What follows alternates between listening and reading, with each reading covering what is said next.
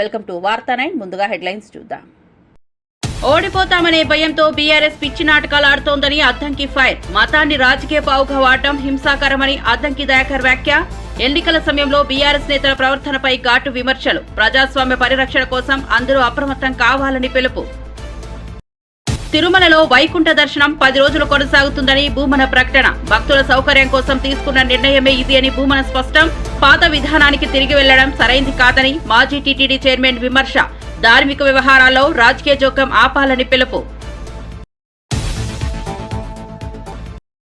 మోంతా తుఫాన్ 28 రాత్రి లేదా 29 ఉదయం తీరం దాటే అవకాశం. ప్రజలు అప్రమత్తంగా ఉండాలని మంత్రి నారాయణ హెచ్చరిక. సీఎం చంద్రబాబు వీడియో కాన్ఫరెన్స్ లో సూచనలు ఇచ్చినట్టు సమాచారం. తుఫాన్ ప్రభావిత ప్రాంతాల్లో పాఠశాలలకు సెలవులు.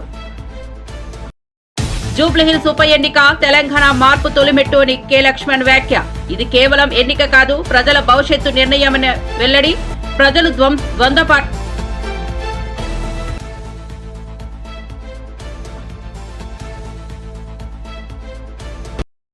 ఇక వార్త వివరాల్లోకి వెళ్తే ఎన్నికల వాతావరణం వేడెక్కుతోన్న నేపథ్యంలో ఎమ్మెల్సీ అద్దంకి దయాకర్ బీఆర్ఎస్ పై భారమైన ఆరోపణలు చేశారు. ఓడిపోతామని తెలిసి బీఆర్ఎస్ నేతలు పిచ్చి నాటకాలు ఆడుతున్నారంటూ తీవ్రంగా విమర్శించారు.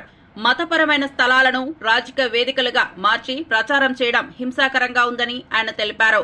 ప్రజాస్వామ్యంలో మతాన్ని రాజకీయ చేతిలో పావించుకోవడం అనవసరమని, దీని వెనుక ఉన్న అధికార వర్గాలని ప్రజలకు గుర్తుండాలని అద్దంకి చెప్పారు. ఎలాంటి సంఘటన వల్లే వెనుకున్న వారిపై పశ్చాత్తాపం చెప్పకపోయినట్లయితే ప్రజల విచారానికి గురవుతారని హెచ్చరించారు. నియమాల పరిరక్షణ కోసం టీంకు ఎన్నికల ప్రచార సంఘానికి సంబంధిత ఆధారాలు సమర్పించాల్సిందని, ప్రజల విజ్ఞానంతో నిజమైన తీరును నిర్ణయించుకోవాలని ఆయన పిలుపునిచ్చారు. ఓపెన్ హ్యాండిల్స్ లో పెడుతున్నారు వాళ్ళు. ఇలా చర్చిలకు పోయి క్యాండిడేట్ ప్రచారం చేసి లేకపోతే ఇతర గుళ్ళలకు పోయి క్యాండిడేట్ ప్రచారం చేయించాల్సింది ఎవరు సలహాల మేరకు వస్తుంది? అది కేటీఆరా, హరీష్ రావా? మరి వీళ్ళు ఎవరు వీళ్ళని పురమాయిస్తున్నారు? ఇది పోతే ఎలక్షన్ కమిషన్ ఆబ్జెక్షన్ చెప్తుంది, కోడ్ ఎఫెక్ట్ అవుతుందని తెలిసినాక కూడా వాళ్ళు అట్లా చేయడం వెనుక ఉద్దేశం ఏంది? అంటే మమ్మల్ని ఎవరు పట్టించుకోరనే ఉద్దేశంతోనా మరి ఎట్లా? కాబట్టి అలా టీఆర్ఎస్ పార్టీ ఓడిపోతుంది అని తెలిసినాక వాళ్ళు చెయ్యని పిచ్చి నాటకాలు లేవు. ఇట్లాంటి ఎన్నో, ఇంకో అంశం కూడా మీరు చూసిండ్రు కదా, ఇలాంటివన్నిటితో మీరు గెలుస్తారని కలలు కనకండి. ఇలా మేము అంటున్నాం, నిజాయితీగా ఎలక్షన్ చేసి గెలిస్తే మిమ్మల్ని ఎవరైనా మెచ్చుకుంటారు. కానీ ఓడిపోతామని తెలిసి ఎలక్షన్నే ఇబ్బంది పాలు చేసే ప్రయత్నం కేటీఆర్, హరీష్ రావు చేస్తున్నారు. ఇక మళ్ళీ దానికొకటి ఇక ఎట్లాంటి అంటే అక్కడ నియోజకవర్గంలో పెట్టాల్సిన ఏమో నియోజకవర్గంలో పెట్టుకుంటూ బయట కుల సంఘాలు, ప్రజా సంఘాలు, ఆటో సంఘాలు ఇట్లా అని చెప్పి బయట పెడుతున్నారు. దాని మొత్తం ఇంపాక్ట్ రావాలని చెప్పేసి, అంటే కోడ్ ఎఫెక్ట్ కాకుంటుంటానికి హైదరాబాద్ చుట్టుపక్కల అంతటా కూడా ఉద్దేశపూర్వకంగా పెడుతున్నవి. ఇవన్నీ కూడా వాళ్ళు కేవలం ఓడిపోతామన్న భయంతోనే చేస్తున్నవి. ఒక పిచ్చి నాటకాలుగా మేము భావిస్తున్నాం. డెఫినెట్గా దీనికి ఎలక్షన్ కమిషన్ వారికి అప్పీల్ చేసినాం, వారి మీద చర్యలు తీసుకోవాలని కోరుతున్నాం. ప్రత్యేకించి ఆమెకు సరే తెలుస్తుంది తెలియదు, కానీ ఆ ఎవరు ఎలక్షన్ చేయిస్తున్నారో వాళ్ళు ఇలాంటి తప్పులు చేయకుండా ఉంటే మంచిది. ఆ క్యాండిడేట్ మంచి కోసం కాకుండా మీరు చెడు కొరకు చేసుకుంటా ఎలక్షన్ నియమావళినే ఇలా తుంగలో తొక్కడం అనేది తప్పు అని చెప్పేసి మేము తెలియజేస్తున్నాం. టీపీసీసీ మీడియా కమిటీ చైర్మన్ సామా రామ్మోహన్ బీఆర్ఎస్ పై భారీ ఆరోపణలు చేశారు. ఎన్నికల సమయంలో మతపరమైన స్థలాల్లో ప్రచారం చేయకూడదని ఎన్నికల సంఘం స్పష్టం చేసినప్పటికీ బీఆర్ఎస్ నాయకులు ఆ నియమాలను ఉల్లంఘిస్తున్నారని ఆయన వెల్లడించారు. ప్రజల భావోద్వేగాలను రాజకీయ లాభాల కోసం వినియోగించడం అనైతికమని, ఇది ప్రజాస్వామ్యానికి హానికరమని రామ్మోహన్ పేర్కొన్నారు. తర్వాత చర్చిలలో తిరుగుకుంటా మతపరమైనటువంటి ప్రదేశాల్లో ప్రచారాలు చేయకూడదని తెలిసినప్పటికీ కూడా ఆ యొక్క ప్రచారాలని వారి యొక్క అధికారపు ఖాతాల్లో ప్రచురించుకుంటా, ఒక్క అంశం మీద కాదు, ఓటర్ పోల్ చీటీల గురించి మీ అందరికీ తెలుసు. గతంలో ఎన్నికల కోడ్ రాకంటే ముంగటనే నానా యాగి చేసినటువంటి బీఆర్ఎస్ పార్టీ మరి ఈరోజు పోల్ చీటీలు పంచుకుంటా, క్యాండిడేట్ యొక్క ఫోటోలతోటి పోల్ చీటీలు పంచుకుంటా రెడ్ హ్యాండెడ్గా అడ్డంగా దొరికినటువంటి సంగతి మీ దృష్టికి తెస్తా ఉన్నాం. రిటర్నింగ్ ఆఫీసర్ గారికి కూడా ఆధారాలతోటి మేము ఈరోజు ఇచ్చినాం.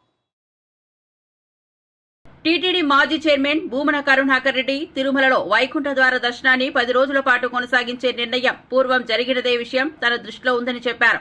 వైకుంఠ ఏకాదశి సందర్భం దృష్ట్యా లక్షలాది భక్తులు తిరుమల దర్శనం కల్పించుకోవాలని తీసుకున్న నిర్ణయమని ఆయన వివరించారు.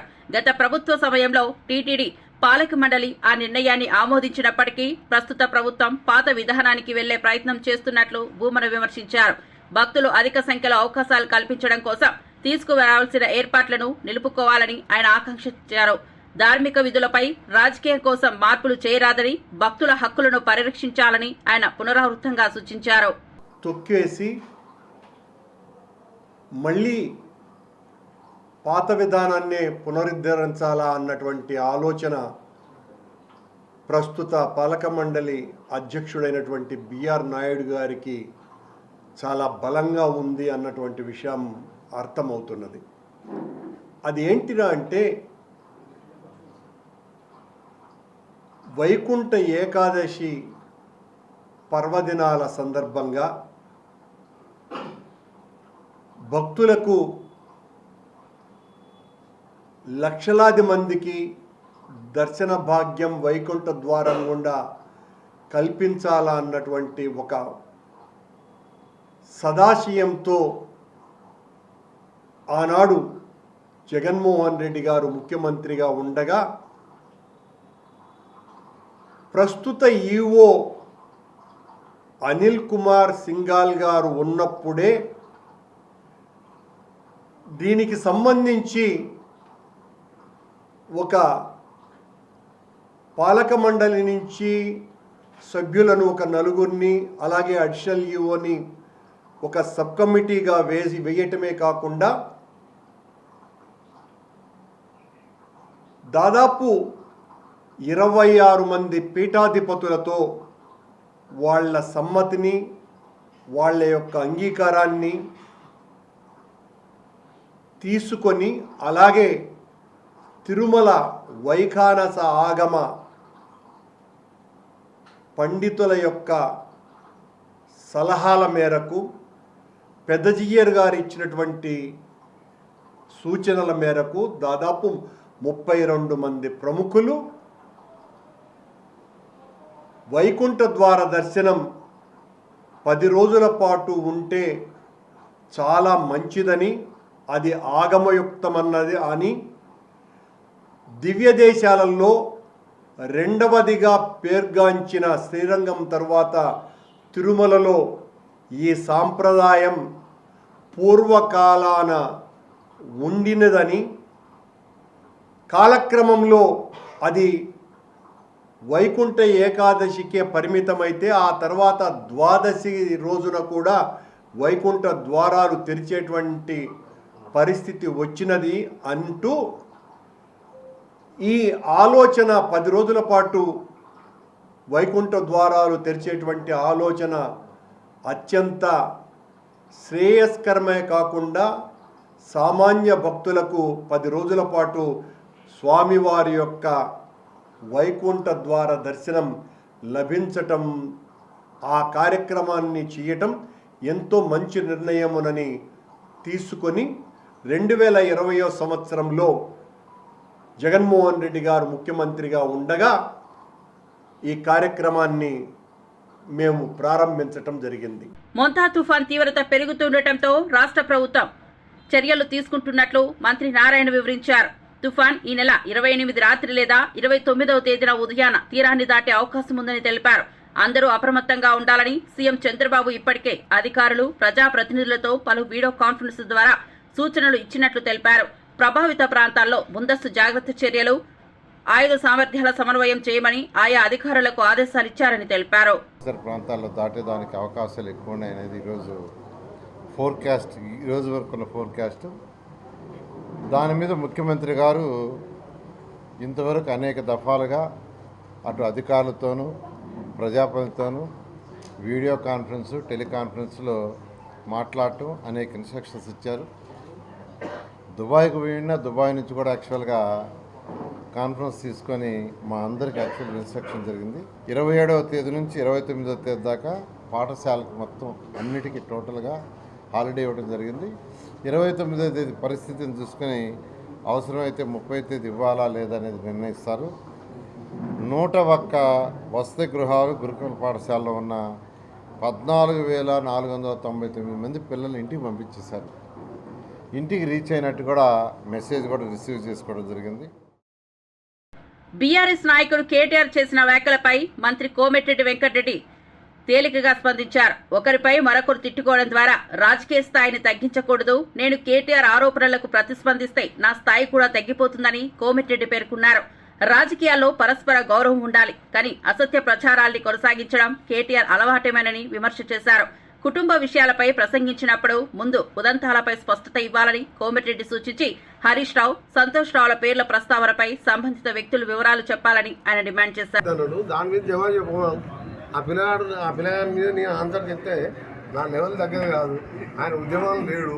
నేను కొట్లాడినప్పుడు, నేను ఎమ్మెల్యే అయినప్పుడు ఆయన అమెరికా గుంటూరులో చదువుకుంటున్నా.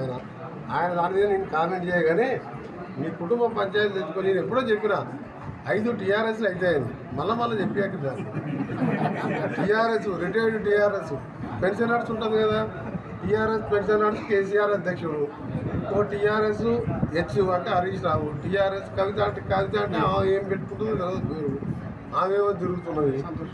టీఆర్ఎస్ ఎస్, టీఆర్ఎస్ కేటీఆర్, టీఆర్ఎస్ హిమాంశు రావు, ఈ చాలా పార్టీలు వస్తాయి. ఆ పార్టీ గురించి మాట్లాడే టైం వేస్ట్. కాటన్ ఒడ్డు ఖరాబ్ మీరు అడుగుతుంటే బొందల పడ్డారు పార్టీని పట్టుకొని ఎందుకు? ఎప్పుడైతే టీఆర్ఎస్ బీఆర్ఎస్ పెట్టుకుందో, బీఆర్ఎస్ అంటే బొందలగడ్డ రాష్ట్ర సమితి, నాకు రైతులు ఎక్కడికి వెళ్తారు. ఆయన ప్రజల మధ్యన ఉండే మనిషి ఎన్టీఆర్. పార్లమెంట్లో ఆమె ఎప్పుడైనా మాట్లాడిందా? పార్లమెంట్లో మా ఎంపీ గారు చూసిందా 2 ఏళ్ళకి వెళ్ళి ప్రతి ఇష్యూ మీద ఏ విధంగా స్పందిస్తున్నాం? గెలిచినప్పటికెళ్ళి కవితలు ఎప్పుడైనా చూసిందా? ఎప్పుడు హైదరాబాద్లో ధరణి, ఇది కాలేజీలో ఇదే పంచాయతీ. మహిళా కార్పొరేషన్ చైర్మన్ శోభారాణి బీఆర్ఎస్ పై తీవ్ర వ్యాఖ్యలు చేశారు. పార్టీ రోజు రోజుకు ప్రజాదరణ కోల్పోతుందని ఆమె అన్నారు. జూబ్లీహిల్స్ ఉప ఎన్నికల్లో బీఆర్ఎస్ మహిళా భావోద్వేగాన్ని రాజకీయ ప్రయోజనాల కోసం ఉపయోగించుకుంటోందని విమర్శించారు. ఉండదు అని చెప్పేసి అర్థమవుతోంది. ఎమ్మెల్యే ఎలక్షన్ లో ఓడిపోయారు, పార్లమెంట్ ఎలక్షన్ లో 0 రిజల్ట్. రోజు రోజుకు పార్టీ పరిస్థితి దిగజారిపోతున్నటువంటి ఈ తరుణంలో మొత్తం టీఆర్ఎస్ లో ఉన్నటువంటి చోటా మోటా బడా లీడర్లందరూ కూడా ఇవాళ జూబ్లీహిల్స్ ఎన్నికల మీద కాన్సన్ట్రేషన్ చేసి ఎట్లయినా ఈ ఎన్నిక గెలవాలని ఒక ప్రయత్నంలో మొదలుపెట్టారు. దానికి ఏంటంటే అక్కడ మాగంటి గోపీనాథ్ గారి భార్య, ఆమెకున్నటువంటి బాధను, ఆమెకున్నటువంటి సానుభూతిని, భర్త చచ్చిపోయినటువంటి పుట్టెడు దుఃఖంలో ఉంటే ఆ దుఃఖాన్ని కూడా రాజకీయం చేసుకునే దౌర్భాగ్య పరిస్థితి వల్ల బీఆర్ఎస్ పార్టీ నెలకొని ఉంది. వాళ్ళు మాట్లాడుతూ ఉన్నారు, భర్త చచ్చిపోయినాడు కాబట్టి ఈ ఎన్నికలో బీఆర్ఎస్ పార్టీని గెలిపించాలని చెప్పేసి ఒక సానుభూతి వచనాలు పలుకుతా ఉన్నారు. నేను బీఆర్ఎస్ పార్టీ వాళ్ళకి అడుగుతా ఉన్నాను, ఎందుకంటే సోషల్ మీడియాలో చూస్తా ఉన్నాం, చాలా పాత వీడియోలన్నీ కూడా వైరల్ చేసుకుంటా ఉన్నారు వాళ్ళకి. ఎందుకంటే వాళ్ళకి వాయిస్ లేదు. అక్కడ కూడా కాంగ్రెస్ పార్టీ వాళ్ళే మళ్ళీ పనికి వస్తా ఉన్నారు. పీజేఆర్ గారి రీల్స్ వాడుకుంటా ఉన్నారు. పీజేఆర్ గారితో కలిసి ఉన్నటువంటి పాతవి, కేసీఆర్ గారు కూర్చొని భోజనం చేస్తున్నటువంటి, నడుస్తున్నటువంటి వీడియోలు, పాత వీడియోలు ఏవైతే ఉన్నాయో అవి తీసుకొచ్చి వాళ్ళ వైరల్ చేసుకుంటా ఉన్నారు. అంటే మీ ప్రచారానికి కూడా పీజేఆర్ ను వాడుకునే దౌర్భాగ్య పరిస్థితిలో మీరున్నారు. పీజేఆర్ అంటే కాంగ్రెస్ పార్టీ, పీజేఆర్ అంటే జూబ్లీహిల్స్, పీజేఆర్ అంటే పేదల మనిషి. చిట్ట చివరి శ్వాస వరకు కూడా కాంగ్రెస్ కండువా కప్పుకొని కాంగ్రెస్ కు జిందాబాద్ కొట్టినటువంటి నాయకుడు పి జనార్దన్ రెడ్డి గారు. మీరు పీజేఆర్ గారు చనిపోయిన తర్వాత కేసీఆర్ ఇంటికి పోయి ఆ రోజు విష్ణు గాని, విజయ గాని, మరియు వారి భార్య గాని కేసీఆర్ గారి అపాయింట్మెంట్ కోసం కూర్చుంటే గంటల తరబడి బయట కూర్చోబెట్టినటువంటి దౌర్భాగ్య పరిస్థితి మీరు ఇవాళ రాజకీయాల కోసం మళ్ళీ పీజేఆర్ ను వాడుకునే పరిస్థితి మీరు తీసుకొస్తా ఉన్నారు. ఇక ఉప ఎన్నికలు అనగానే ఇక్కడ చనిపోయినారు కాబట్టి ఉప ఎన్నికల్లో కాంగ్రెస్ పార్టీ పోటీ చేయకుండా ఉంటే బాగుంటుండే అని ఒక ఆలోచన వచ్చింది. మీరు పీజేఆర్ చనిపోయినప్పుడు పోటీలో పెట్టారు. తెలంగాణ రాష్ట్రంలో ఉన్నటువంటి, తెలంగాణ రాష్ట్రానికి గుండెకాయగా ఉన్నటువంటి హైదరాబాద్ అంతా కూడా పీజేఆర్ చనిపోతే స్వచ్ఛందంగా బంద్ చేసి పీజేఆర్ కు సానుభూతి ప్రకటిస్తే మీరు ఆ సానుభూతిని గాని దేన్ని గాని పట్టించుకోకుండా ఆ రోజు ఎలక్షన్ లో పోటీ చేసినటువంటి పరిస్థితి మీది.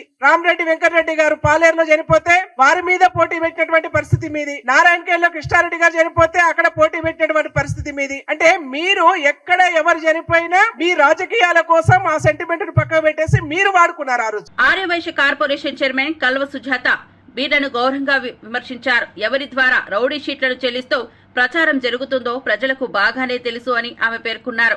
జూబ్లీహిల్స్ ఉప ఎన్నికల్లో నవీన్ యాదవ్ పై అసత్య ఆరోపణలు విరుచుకుపడుతున్నాయని, ఇది కేటీఆర్ అలవాటుగా మారిందని ఆమె అభిప్రాయం వ్యక్తం చేశారు. ప్రజల్లో స్థాయి కోల్పోయిన నేతలు తప్పుడు ప్రచార మార్గంలో వెళ్తున్నారని, ఇది ప్రజాస్వామ్యానికి హానికరమని సుజాత పేర్కొన్నారు. అవహేళన చేసేటట్టు కత్తులు, కటారులు, ఆయుధాలు తీసుకొని వచ్చి నామినేషన్ కు వచ్చిండ్రని అవమానించి ఎక్కడన్నా మీకు కనిపించినాయా? ఏ వీడియో విజువల్లనా వాళ్ళ చేతులలో కత్తులు, కటార్లు కనిపడినాయా? మీరు అనుకున్నట్టే గుండాలైతే మరి శ్రీశైలం యాదవ్ ని కొడుకుని జాయిన్ చేసుకున్నప్పుడు ఎవరు గుండాలో మీకు తెలియదా? సల్మాన్ ఖాన్ ని జాయిన్ చేసుకున్నాడు. పీడీ యాక్ట్, ఆడపిల్లల్ని వేధించి మానభంగం చేసినటువంటి కేసులున్నటువంటి ఫోక్సో కేసున్నటువంటి వ్యక్తిని తీసుకొని వచ్చి మరి ఆడపిల్లల జీవితాల్ని సర్వనాశనం చేసినటువంటి ఒక దుర్మార్గుణ్ణి మీ పార్టీలో జాయిన్ చేసుకొని ఈ రోజు ఒక మహిళను నిలబెట్టి మహిళ సెంటిమెంట్ మీద ఆడుకుందామని చూస్తున్నారు కదా. మరి మీ పార్టీలో మీ పక్కన మీ బెడ్రూమ్ లో తీసుకొని వచ్చినటువంటి కేటీఆర్ మరి ఒక ఆడపిల్ల జీవితాన్ని నాశనం చేసినటువంటి వ్యక్తిని పక్కన పెట్టుకొని ప్రచారం చేస్తుంటే ఆడపిల్లలకి, మహిళలకి ఏం భరోసా ఇస్తున్నారని ఈ సందర్భంగా నేను అడుగుతున్నా. అంటే రేపు పొద్దున ఆ ఆడపిల్లలు రోడ్డు మీద జూబ్లీహిల్స్ లో తిరగలేము మిమ్మల్ని గెలిపిస్తే అని మీరు ప్రచారం చేస్తున్నారా? లేకపోతే ఆడపిల్లలకు రక్షణ లేదని ప్రచారం చేస్తున్నారా? ఏ ముఖం పెట్టుకొని మీరు ఓటు అడుగుతారు? ఏ ముఖం పెట్టుకొని ప్రజల దగ్గర పోతారు అని అడుగుతున్నా. గురిగింజతనం నలిపారు కదని పక్కల అంత గుండాల్ని, రౌడీల్ని పెట్టుకొని ప్రచారం చేస్తున్నా మీరు ఈ రోజు ఇతరుల గురించి మాట్లాడితే తమ నలుపు తమకు తెలియదని జనాలు మీడియాలో మీరు నమ్ముకున్న సోషల్ మీడియాలనే 100 కోట్లు పెట్టి సోషల్ మీడియా నడుపుతున్న మీ సోషల్ మీడియాలనే చూడండి ప్రజలు ఏమంటుండ్రు, ప్రజలు ఏ విధంగా వ్యతిరేకిస్తుండ్రు.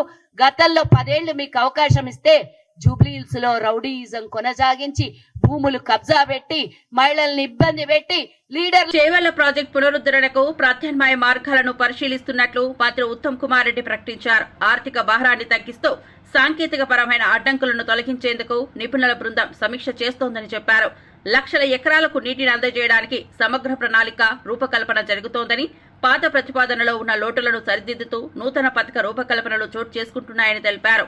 ప్రాజెక్టు అమలుకు సంబంధించి పరిష్కార మార్గాలు రావడానికి రంగస్థాయి ప్రజా మార్గదర్శక సలహాలు తీసుకుంటామని చెప్పారు.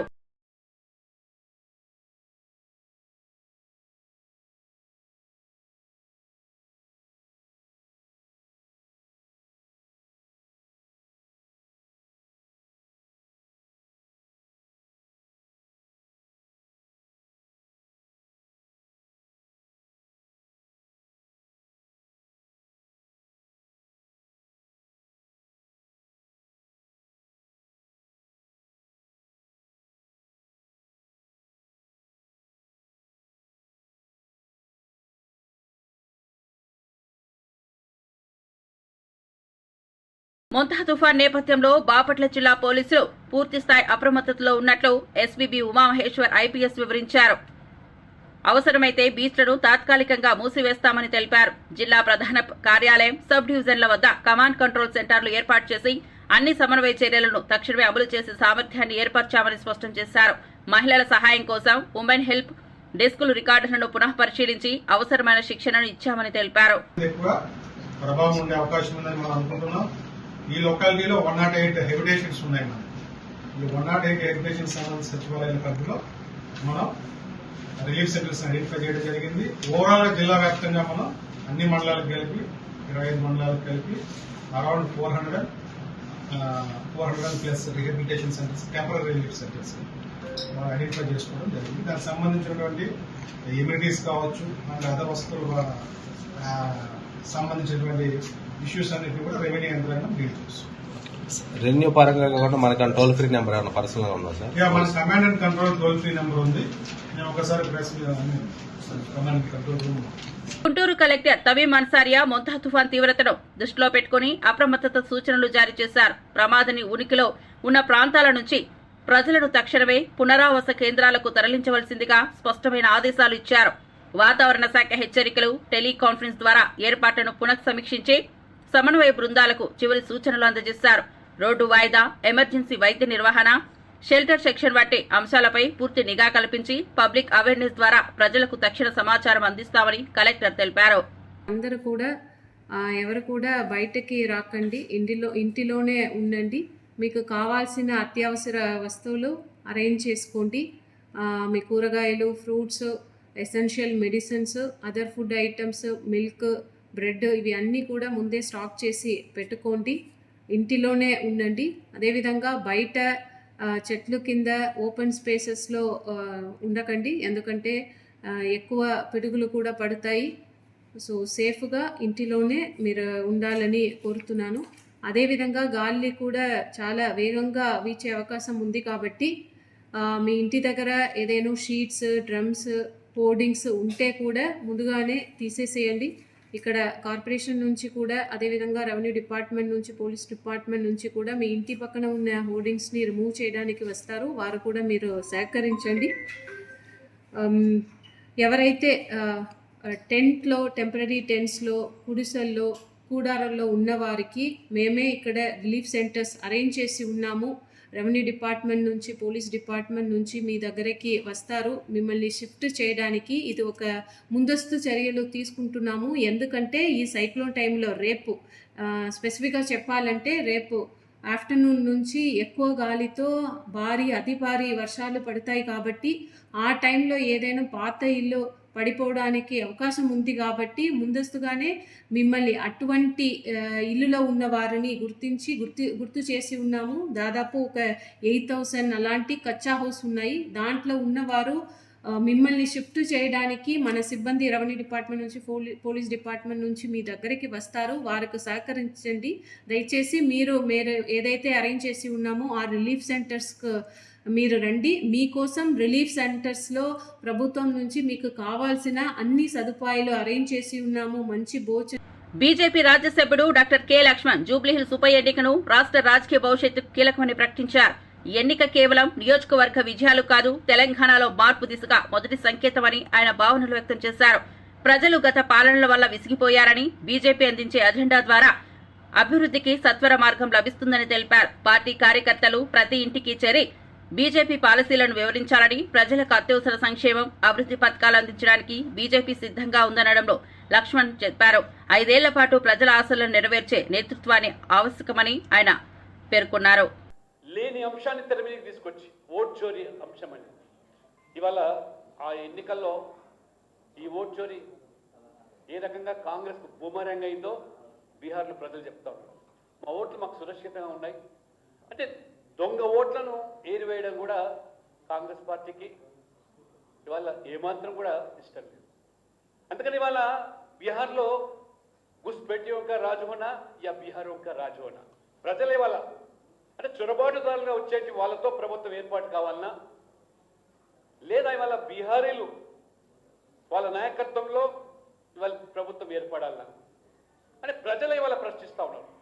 కేవలం మీరు ఓట్ చోరీ పేరు మీద ఓట్లను మాత్రమే ఆ చొరబాటుదారులకు ఓటు హక్కు కల్పించడం లేదు, వారికి పౌర హక్కులు కల్పిస్తూ ఉన్నారు. అంటే దేశం ఏమైనా పరిపలేదు. రోహింగాలు, బంగ్లాదేశీలు ఈ విధమైన పరిస్థితి ఇవాళ బీహారు, బెంగాల్లో మాత్రమే కాదు, హైదరాబాద్లో కూడా ఆ పరిస్థితి నెలకొని ఉంటుంది. ఎవరు వంత పాడుతూ ఉన్నారు ఇవాళ? ఇదే కాంగ్రెస్ పార్టీ వెన్నుదన్నుగా నిలుస్తున్నది. బెంగాల్లో మమతా బెనర్జీ, ఇక్కడ హైదరాబాద్లో మజ్లిస్ పార్టీ. ఈ రకంగా విదేశీ శక్తులతోని, వ్యక్తులతోని దొంగ ఓట్లు చేర్పించి మీరే దొంగే దొంగ అన్నట్టుగా ఓట్ చోరీ అంశాన్ని మీరు బీహార్లో తీసుకొస్తే ప్రజలు తిప్పికొట్టినారు. కాబట్టి దయచేసి ఇవాళ బీహార్లో గెలుపు ఖాయం. తెలంగాణలో ప్రజలు మన వైపు చూస్తూ ఉన్నారు. అన్ని రాష్ట్రాల్లో ఇవాళ 21 రాష్ట్రాల్లో బీజేపీ ఎన్డీఏ అధికారంలో రాగలుగుతున్నాం. ఈశాన్య రాష్ట్రాలు కాశ్మీర్ నుంచి మొదలుకుంటే కన్యాకుమారి వరకు బీజేపీ లేనటువంటిది రాష్ట్రం లేదు.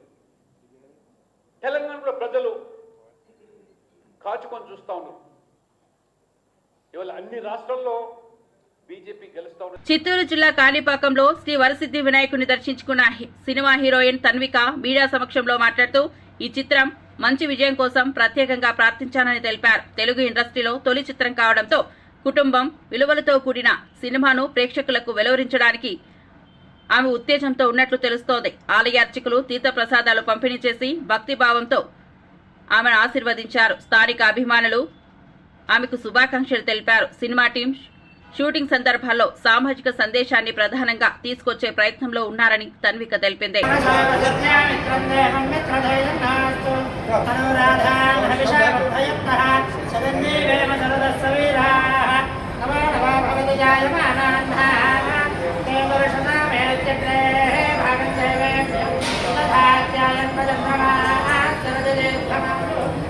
నేను తాన్విక అండి.